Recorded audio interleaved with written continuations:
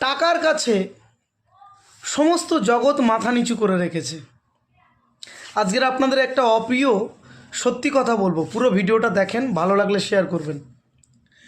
টাকা কাছে আত্মসম্মান মাথা নিচু করে রেখেছে, টাকার কাছে ন্যায় বোধ মাথা নিচু করে রেখেছে, টাকার কাছে সম্মান মাথা নিচু করে রেখেছে, টাকার কাছে সমাজ মাথা নিচু করে রেখেছে।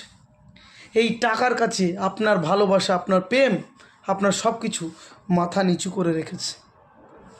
এই টাকার কাছে আপনার বন্ধুত্ব, আপনার সব কিছু মাথা নিচু করে রেখেছে। এই টাকা মানবতাকে শেষ করে দিয়েছে। তাহলে ফ্রেন্ডস, টাকা কেন কমাবেন? অনেকে আমাকে বলে যে স্যার টাকা কি হবে, টাকার কোনো প্রয়োজন নেই, যেমন আছি ভালো আছি। আপনার টাকা থাকলে সমাজের সবথেকে নোংরা মানুষ হলেও কিন্তু আপনার দাম।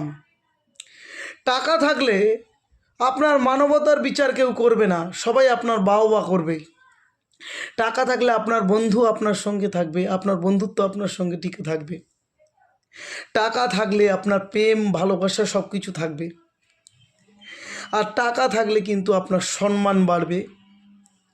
টাকা থাকলে আপনার আত্মসম্মান সব থেকে নাকি বেশি।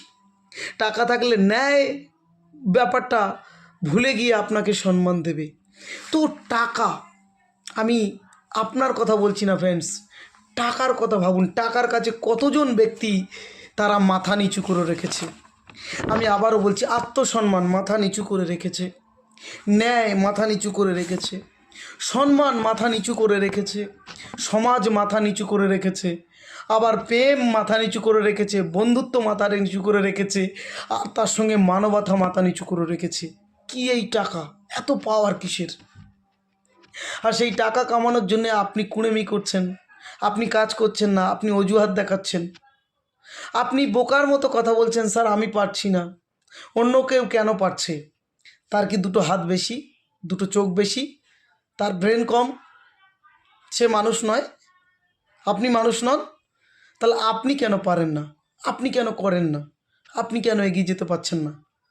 তো আবারও মনে করে দিচ্ছি, টাকা যার কাছে আছে তার সামনে সবাই কিন্তু মাথা নিচু করে।